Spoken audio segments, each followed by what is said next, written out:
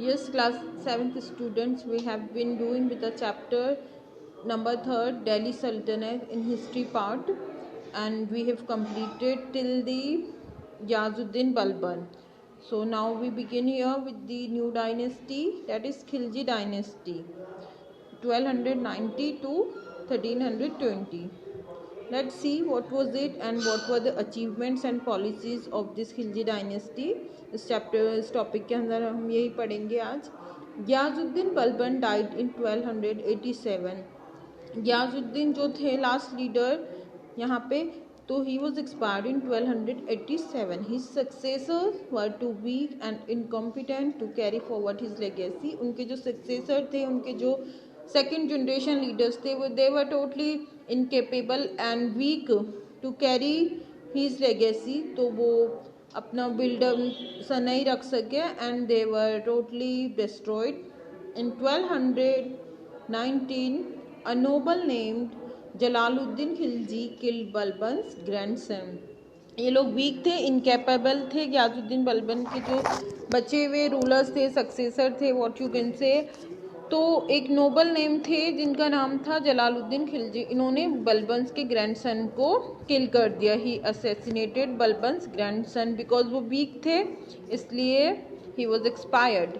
उसका नाम था Kaiqubad and establish the Khilji dynasty. उसको मार दिया on finally established the Khilji dynasty. The end of Turkish rule by Jalaluddin Khilji. तो यहाँ हम देखते हैं जो टर्किश रूल चल रहा था, डायनेस्टी जो रन कर रही थी, it was finally pushed by Jalaluddin Khilji. A man of non-Turkish origin is referred to as the Khilji Revolution.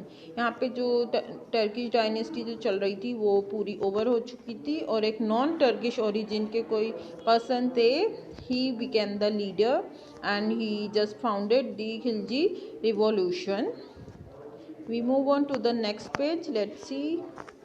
Okay, who was Jalaluddin Khilji? Jalaluddin Khilji suppressed the revolts of Balban's successors and overcome the external threat of the Mongols. Jalaluddin Khilji ने क्या करा था, इनके जो बलबन के जो successor थे वो रिवोल्ट कर रहे थे, मतलब वो रिवॉल्यूशन कर रहे थे, वो कहीं ना कहीं उसको क्रिटिसाइज कर रहे थे. तो इन्होंने क्या करा, ही was a smart man with great policies. तो इन्होंने इनको अच्छी तरह से सप्रेस कर दिया. And he also threaten Mongols. एक मंगोल्स एक्सटर्नल लोग कुछ थे, वो भी कब्जा करना चाह रहे थे, ऑक्यूपाई करना चाहते थे दिल्ली साइड को, इंडिया की जो कुछ साइड्स थी, तो उन्होंने उसको भी डिफीट कर दिया जलालुद्दीन खिलजी ने. His brief rule was based on the participation of people in the process of governance and tolerance towards different religious communities. इनका मेन जो रूल था वो क्या था कि जो कॉमन पीपल है, सब्जेक्ट हैं, वो भी पार्टिसिपेट बने और in the process of governments, मतलब जो गवर्नमेंट जो रन करती है उनकी जो पॉलिसी है, एडमिनिस्ट्रेशन में जनरल लोगों का भी कुछ रोल हो. And he was also kind towards religious communities. He was also tolerating them. इनका ये था कि ये और जो दूसरी कम्युनिटीज़ थी सबके लिए एक रिस्पेक्ट रखा करते थे. Okay. The next leader was Alauddin Khilji. So who was Alauddin Khilji? Jalaluddin Khilji was killed and succeeded by his nephew and son-in-law. एक और इनके एक डायनेस्टी के सेकेंड लीडर थे जलालुद्दीन खिलजी, को किसने असैसिनेट करा था? अलाउद्दीन खिलजी ने. और जो कि क्या लगते थे रिलेशन में उसके, उनके रिलेशन में उनके नेफ्यू थे, मतलब भतीजे, एंड सन इन लॉ भी थे, मतलब आई थिंक उनके जो डॉटर थे उनका हस्बैंड, इनके दामाद थे, ये सन इन लॉ भी थे Alauddin Khilji.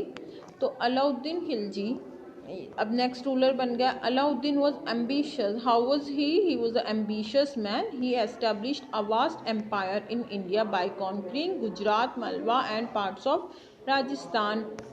How he showed his strength. उन्होंने अपनी स्ट्रेंथ कैसे बताई, अपनी फिजिकल जो स्ट्रेंथ थी, जो स्टेमिना था, उनकी जो आर्मी की जो पावर थी, कैसे बताई उन्होंने, कैसे प्रूव करा उन्होंने. जो गुजरात, मलवा एंड कुछ some parts of Rajasthan, he occupied them, he literally grabbed them. He had great administrative skills and military genius. He was blessed with the wisdom and military genius, उनको एडमिनिस्ट्रेटिव स्किल्स तो जो थी उनकी काफ़ी औसम थी, and he was also possessed with military genius, army को लेकर जो नॉलेज होती है उनके पास वो भी काफ़ी अच्छी थी. So his first military campaign against Gujarat enabled him to have an access to its ports and overseas trade. तो इनकी यही जो स्किल थी, इनकी जो कैपेसिटी थी, इन्हों को हेल्प मिल गई थी बहुत अच्छी. इट एनेबल्ड हिम, ये काफ़ी इनको हेल्प मिली थी ताकि ये जो गुजरात के जो कुछ साइट्स हैं लाइक पोर्ट्स हैं, वहाँ के ओवरसीज ट्रेड के लिए जो प्लेसेस हैं उसके लिए इनको काफ़ी हेल्प मिली थी, और इन्होंने ये एरियाज भी ऑक्यूपाई कर लिया था, है ना. इन्होंने इनके अगेंस्ट भी मतलब कब्जा करना चाहा मिलिट्री कैंपेन के through. So he also undertook military campaigns, इन्होंने मिलिट्री कैंपेन्स पे भी कब्जा करा. Next what he did to conquer Ranthambore, Chittor, Malwa and Jalore in Rajasthan. इन्होंने, हम देखते हैं राजस्थान की डिस्ट्रिक्ट्स हैं Ranthambore in Sawai Madhopur, Chittor and Malwa and Jalore in Rajasthan, वहाँ भी इन्होंने ऑक्यूपाई कर लिया था, इन्होंने अचीव कर लिया था. So he sent his trusted commander Malik Kafur to acquire control of the Deccan and thus became the first Delhi sultan to cross the Vindhya region. इन्होंने अपने एक ट्रस्टेड कमांडर था, his name was Malik Kafur, इनके जो आर्मी थी कंसर्न उनके एक कमांडर थे, लीडर थे. तो अलाउद्दीन खिलजी ने उनको किस साइड भेज दिया, डेक्कन किस साइड आता, साउथ के साइड. तो इन्होंने वहाँ भी ऑक्यूपाई किया अपने इस ट्रस्ट मेंबर को भेज के, and he became the first, इनकी चीफ क्वालिटी क्या थी, he became the first Delhi sultan to cross the Vindhya region. तो ये पहले दिल्ली सुल्तान बन गए जिन्होंने क्या करा था, विंध्या रीजन को भी ऑक्यूपाई कर लिया था. ठीक है. The fabulous wealth that his Deccan campaign earned him drew the sultan to the south. इसका मेन रीज़न क्या था, he was a rich man, he was full of wealth. तो जो इनके पास एक्सिस में जो वेल्थ थी, the fabulous wealth that is Deccan campaign earned him, जो इन्होंने डेक्कन को ऑक्यूपाई करी थी, है ना, डेक्कन को ये डेक्कन कैंपेन के थ्रू ऑक्यूपाई करी थी, तो इनको earn him drew the sultan to the south. तो यही चीज़, ये जो सुल्तान थे दिल्ली के, जी अलाउद्दीन कहाँ तक पहुँच गए, साउथ तक भी पहुँच गए. डेक्कन कैंपेन के थ्रू जो पैसा इन्होंने कमाया था उसके थ्रू ये साउथ तक भी पहुँच गए. Malik Kafur was entrusted the charge of all southern campaigns. और इसका जो मैनेज जो करना था, जो लुक आफ्टर करना था, वो ड्यूटी किसको दे दी गई थी, वो रिस्पॉन्सिबिलिटी मलिक कफूर को दे दी गई थी. Okay. By 1313 the Yadavas of Devagiri, the Kakatiyas of Rangal and the Hoslas of Dwarasamudra and Pandyas of Madurai accepted the overlordship of Alauddin Khilji. तो ये थिंग्स अदर एरियाज हैं, देवागिरी और काकतियाज और रंगाल, तो इनकी भी जो प्लेसेस थी, उन्होंने भी, वहाँ के भी जो लीडर्स थे, जो भी थे, उन्होंने भी इनकी जो पावर थी वो एक्सेप्ट करना पड़ी. They also accepted the overlordship of Alauddin. In Delhi he build the famous Alai Darwaza. इनकी मोस्ट जो प्राइम क्वालिटी क्या है, he was the founder of builder of Alai Darwaza. You must have been familiar, आपने सुना होगा, दिल्ली के अंदर, जो कि in the Qutub Minar complex to comrade his Deccan conquest. इन्होंने कुतुब मीनार के अंदर ही एक अलाई दरवाज़ा बनाया जो काफ़ी रिमार्केबल हिस्टोरिकल प्लेस काउंटिंग में आता है. किसकी याद में बनवाया था ये, to comrade his Deccan conquest. इन्होंने जो ये डेक्कन एरिया को विन करा था उसके याद के अंदर इन्होंने ये अलाई दरवाज़ा बनाया था कुतुब मीनार में. Okay. Moroccan traveler Ibn Battuta who visited the Indian subcontinent around this time. एक मोरक्को से एक ट्रेवलर आए थे जो कि मोरक्कन कहलाएंगे यहाँ पे, इब्न बतूता नाम के. He visited subcontinent. उन्होंने, he was on the visit to India around this time. जब ये कंस्ट्रक्शन चल रहा था तो ये ट्रेवलर विजिट किए थे इंडिया के अंदर. What is sad about Alauddin Khilji. उन्होंने अलाउद्दीन खिलजी के बारे में ये कहा था, says that Alauddin ruled almost the entire country for a brief period of time with Malik Kafur as his vice regent.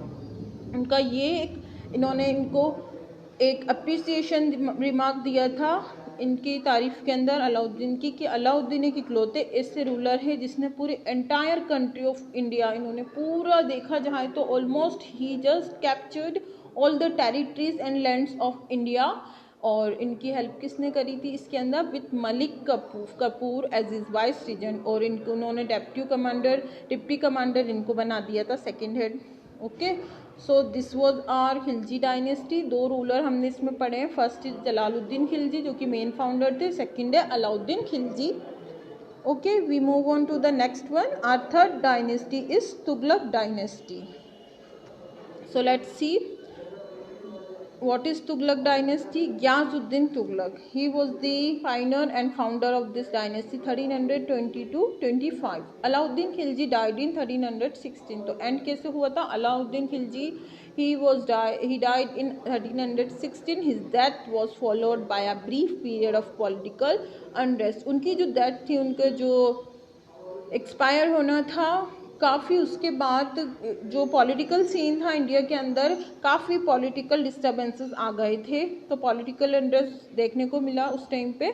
इन 1320 के अंदर the last Khilji ruler Khusro Khan, last एक लीडर थे खिलजी डायनेस्टी के जिनका नाम था Khusro Khan. He was killed by Ghiyasuddin Tughlaq. Last में जो एक इकलौते जो लीडर बचे थे, he was also assassinated by Ghiyasuddin Tughlaq, जो कि किसके फाउंडर हैं? गयाजुद्दीन तुगलक, दिस तुगलक डायनेस्टी के।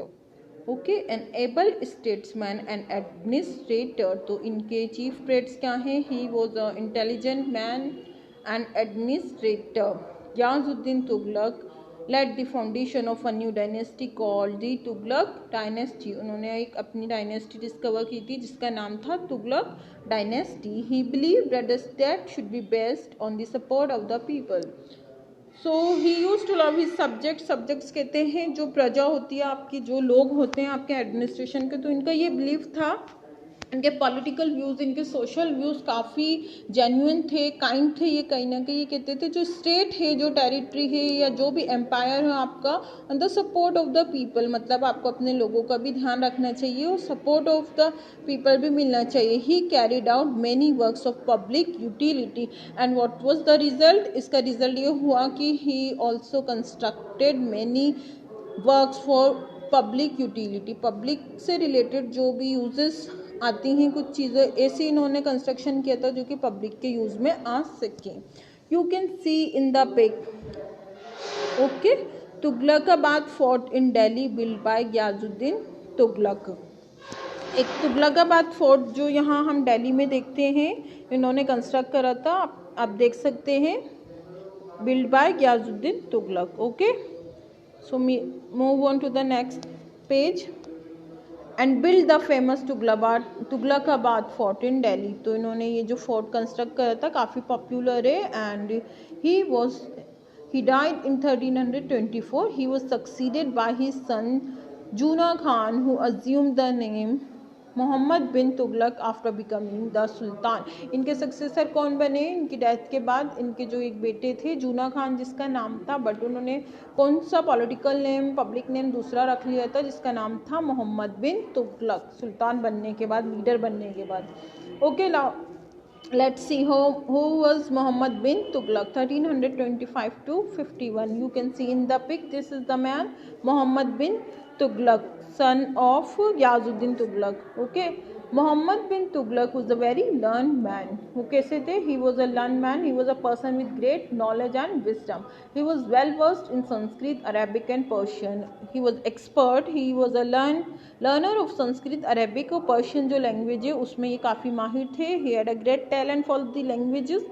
he also had a good command over religion, philosophy, science and literature। इनका काफ़ी अच्छा कमांड है डिफरेंट पर्सपेक्टिव में, फील्ड्स में, जो कि रिलीजन, फिलोसफी, साइंस, लिटरेचर में भी इनकी काफ़ी अच्छी कमांड है।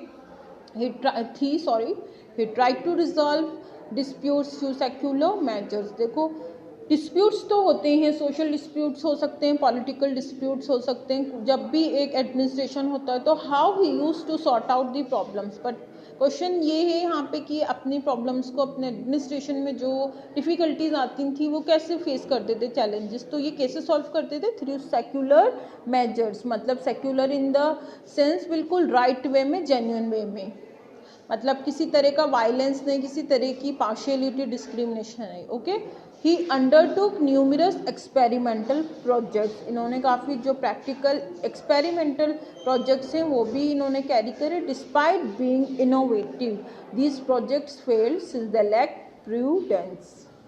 देखो सारी बात हमने यहाँ देख ली। He was learner, he was a man of great heart and innovative person, but still इनके ये जो प्लान्स एंड प्रोजेक्ट्स थे ना, इट वॉज कम्प्लीटली फेल्ड। क्यों फेल्ड होगा? बिकॉज प्रूडेंस, उसमें कहीं ना कहीं जो कहते हैं ना, प्लानिंग सही नहीं थी इनकी। It लेक्ड prudence. प्रूडेंस होता है सेगैसिटी और इंटेलिजेंसी और विजडम, मतलब उनको दिमाग से नहीं प्लान आउट करा इन्होंने ये प्रोजेक्ट, इसलिए फेल होगा। और जब कुछ चीज़ फेल होती है तो उसके ड्रॉबैक्स होते हैं, उसके रिजल्ट्स होते हैं।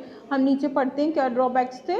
Mohammad bin Tughlaq's empire included the southern states, present day Odisha, Bengal and the Deccan. इनका जो एम्पायर था, कौन कौन से एरिया था? सदर्न स्टेट्स भी इन्होंने ऑक्यूपाई कर लिए थे। प्रेजेंट डे ओडिशा, आज का जो ओडिशा है स्टेट, वो वेस्ट बंगाल और Deccan. Shortly after his accession to the throne he decided to transform the capital from Delhi to Devagiri, renamed Daulatabad in the Deccan. इन्होंने सबसे पहले क्या करा? as soon as he came to the power or the seat, जैसे ये दिल्ली सल्तनत बने थे तो इन्होंने क्या डिसाइड करा? जो कैपिटल थी हमारी दिल्ली, जो कैपिटल थी, इन्होंने बोला मैं इसको देवागिरी के साइड शिफ्ट कर देता हूँ, ट्रांसफ़र कर देता हूँ, और उसको क्या नाम दे देता हूँ? Daulatabad in the Deccan, due to the central location of Devagiri. ठीक है, तो इसकी लोकेशन क्या थी? सेंट्रल लोकेशन थी देवगिरी की। The sultan thought it would enable him to exercise control throughout the country to exercise control throughout the country and protect the sultanate against continuous Mongol attacks। उन्होंने इसलिए decide करा था shift करने का। उन्होंने सोचा कि ये चीज़ अगर वो कैपिटल वहाँ शिफ्ट कर लेते हैं दौलताबाद के साइड, तो उनको थोड़ी हेल्प मिल जाएगी कि वो पूरी ही कंट्री पे कंट्रोल कर सके थ्रू आउट द कंट्री। और जो सबसे बड़ी बात, प्रोटेक्ट द सल्तनत जो है, मतलब वो एरिया जिस पे वो काबिज है या कब्जा है, उनको हम सेफ गार्ड कर सकें, ये प्रोटेक्ट कर सकें। किसके अटैक से? After against continuous Mongols attacks. Okay, या आउटसाइडर्स थे मंगोल जो कि इंडिया को भी ऑक्यूपाई करना चाहते थे, तो he wanted to save some land और टेरिटरी ऑफ इंडिया। ये इनका माइंड थॉट था। तो historians think that he ordered not only the transfer of his court and official but the entire population. इन्होंने क्या एफर्ट्स लिए थे कि हिस्टोरियंस कहते हैं, फिलोसोफर जो हैं वो कहते हैं ही ऑर्डर्ड कोर्ट और ऑफिशियल्स जो चीज़ें थी उनके साथ साथ इवन द पॉपुलेशन, जितने भी उनके people were also transferred to Daulatabad. उन्होंने सारी चीज़ों का शिफ्टिंग कर दिया। रिजल्ट क्या था? देखो, extensive arrangements were made for the long journey that covered a distance of around 1500 kilometre. तो ये जो जर्नी थी, it's been a long distance, तो इन्होंने एक्स्ट्रा अरेंजमेंट्स भी करके रखे थे ये जर्नी लोग कवर अप कर सकें। और क्या क्या इन्होंने फैसिलिटीज़ दी थी? Temporary shelters were set up along the way and free food and drinks were supplied. तो टेम्प्रेरी शेल्टर्स जो होते हैं घर, लाइक टेंट वगैरह की भी he provided the facility, and he had also serve food and free drinks to the people. Nevertheless, many people didn't survive the long and arduous journey, and the operation turned out to be a total failure। बहुत से लोग थे जो नहीं survive कर पाए, और जो ये जर्नी थी, जो ऑपरेशन था, ये प्रोपेगेंडा था, it was failed completely. It turned out to be a disaster on the part of the Mohammad bin Tughlaq. ये failure, complete failure, perfect failure prove हुई। It was unsuccessful totally, as his ministers, courtiers and soldiers were not in to stay at the new location. इसका main reason था, इसके जो ministers थे, courtiers थे, and specially soldiers जो थे, they didn't wanted they didn't want to stay in Daulatabad, वो लोग नहीं शिफ्ट करना चाहते थे, they were more better with their own land, तो इन्होंने गिव अप कर दिया कि हम यहाँ नहीं रहेंगे। And Mohammad bin Tughlaq what he did in the end, उनको क्या करना पड़ा, विड्रॉ करना पड़ा उनको। Mohammad bin Tughlaq order their return to Delhi, and जो पुरानी जो चीज़ें थी इन्होंने वापस उसको वहीं ले आए, दिल्ली पे शिफ्ट करना पड़ा, रीशिफ्ट करना पड़ा। ओके, अनदर डेयरिंग एक्सपेरिमेंट, इनका एक और अदर डेयरिंग एक्सपेरिमेंट है, अपने ये जो प्रूफ दिया है, undertaken by Muhammad bin Tughlaq was the issuing, इन्होंने एक सबसे बड़ा स्टेप जो पॉलिसी अडॉप्ट करी थी वो क्या थी, he issued bronze and copper token currency, इन्होंने कुछ ब्रॉन्ज कहते हैं और कॉपर जो मटेरियल होता है मेटेलिक, उसकी जो करेंसी थी ना वो इशू कर दी थी लोगों के लिए, उनको वही कॉइन्स यूज़ करने पड़ते थे। This measure aim to overcome the financial crisis owing to the drain on the royal treasury as a result of his scheme। तो ये जो फाइनेंशियल क्राइसिस जो चल रही थी उनको ख़त्म करने के लिए इन्होंने ये स्कीम लेके आए थे। कौन सी स्कीम थी, ब्रॉन्ज और कॉपर के टोकन की करेंसी चला दी थी इन्होंने, ठीक है। Such coins had the same value as the gold and silver coins known as tanka। ये जो कॉइन्स थे ना ब्रॉन्ज और कॉपर के, उनकी वैल्यू कैसी थी, बिल्कुल सेम, लाइक जैसे गोल्ड की और सिल्वर की होती है ना, एक्सपेंसिव अच्छी वाली क्वालिटी की, उसको टाका कहाँ करते थे इनकी लैंग्वेज में। So people were encourage to use them in their transaction, और जो लोग थे उनको भी एनकरेज करा गया था कि they also use those kinds of coins for their transaction और फॉर देयर फाइनेंशियल प्रोसेस, ठीक है। Soon new coins began to be forged at an alarming rate and all the token currency had to be withdrawn from the market. Result ये हुआ था, जो fogged होते हैं यहाँ पे, जो नकली जो होते हैं ना वो चीज़ें मैन्युफैक्चर होने लग गई थे काफ़ी सही रेट पे, और इनको वापस लेना पड़ा। ये जो टोकन करेंसी थी उसको भी इनको विड्रॉ करना पड़ा मार्केट से, बिकॉज चीटिंग होने लग गई थी, इसके अंदर भी fraud was there. Muhammad bin Tughlaq also increase the land tax in the Ganga Yamuna Doab region in order to meet the expenses of the army। इन्होंने एक और स्टेप जो लिया था वो क्या था, इन्होंने इंक्रीज कर दिए थे लैंड टैक्स जो होते हैं ना गंगा यमुना दोआब रीजन में, ताकि क्यों इनको पैसों की ज़रूरत थी, ताकि इनकी जो आर्मी थी it was well sophisticated hi fi थी, उनके खर्चे ये वहाँ से निकाल सकें उस टैक्स के पैसे से, तो इन्होंने टैक्स बढ़ा दिया था। And unfortunately this measure was taken at a time when the region was passing through a famine. और ये स्टेप भी इन्होंने कब लिया, ये कब स्टार्ट किया, जबकि वो रीजन बहुत ज़्यादा एक फेमाइन कंडीशन में था, गुजर रहा था, it was passing on through this, so the peasants of the region strongly opposed it। Okay student, ये थे हमारे मोहम्मद बिन तुगलक। इनके लास्ट लीडर हैं यहाँ पे Firoz Shah Tughlaq. Let's see who was Firoz Shah Tughlaq. Firoz Shah Tughlaq 1351 to 1808। Muhammad bin Tughlaq died in 1351 and was succeeded by his cousin Firoz Shah Tughlaq।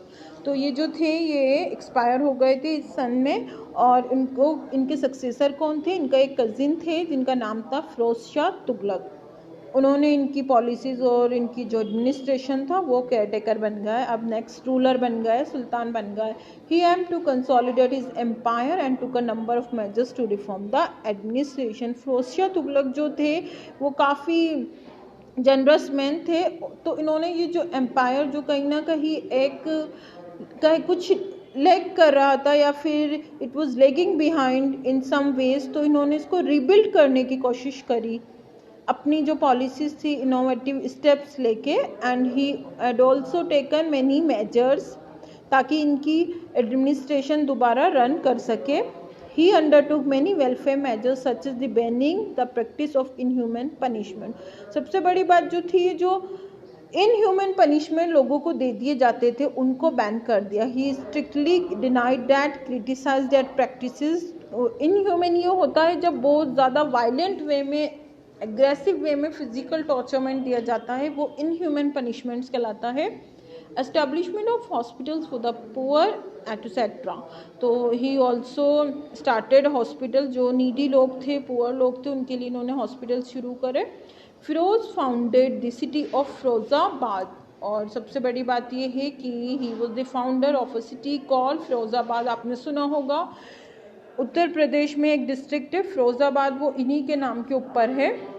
People were happy during his rain, इनका जो administration time था, रूलिंग टाइम था, people were totally satisfied and were happy to deal with this man. When he died in 1388, a series of rebellion broke out which hastened the end of the Tughlaq rule, and he was expired in 1388, और ये expire हो गए थे इस सन में। a series of rebellion, हम देखते काफ़ी a series of rebellions broke out, और बहुत सारे जो लड़ाइयाँ इनके जाने के बाद बहुत सारी लड़ाइयाँ हो गई थी और कई तरह के रिबेलियस एटीट्यूड देखने को मिला। And what was the result कि इनका जो एम्पायर था वो ख़त्म हो गया था। It was over, it was the end of the great Tughlaq dynasty. Okay student, एक हमें छोटे से कॉलम में दिया है यहाँ पे तिमूर इन्वेजन। ये तैमूर कौन थे? Due to the weakness of the Delhi सल्तनत it become vulnerable to external invasion. जो ये दिल्ली सल्तनत कमज़ोर पड़ गई थी फिरोज शाह तुगलक के बाद, और ये काफ़ी थ्रेटनिंग्स कंडीशन हो गई थी, थ्रेटफुल हो गया था, डेंजरस हो गया था, क्योंकि इधर उधर से जो और एनिमीज थे वो अटैक करने लग गए थे। तैमूर एक मेन रूलर थे, the ruler of Samarkand in central Asia and founder of Timurid dynasty. ये एक Samarkand place, the ruler of Samarkand एक सेंट्रल एशिया में वो जगह, वहाँ के रूलर थे, वो फाउंडर थे, और इन्होंने अटैक कर दिया। He attack the India in 1398 century. His army plundered Delhi and carried away enormous booty and many Indian artisan, और इन्होंने जो आर्मी थी उनको भी रॉब कर लिया। और the last Tughlaq ruler Nasiruddin was unable to check this invader, और एक नसीरुद्दीन नाम के एक लास्ट तुगलक डायनेस्टी के रूलर थे, तो वो सबसे बड़ा टारगेट बन गए तैमूर इन्वेजन के, and he couldn't do anything. Okay student, thank you for giving me your time.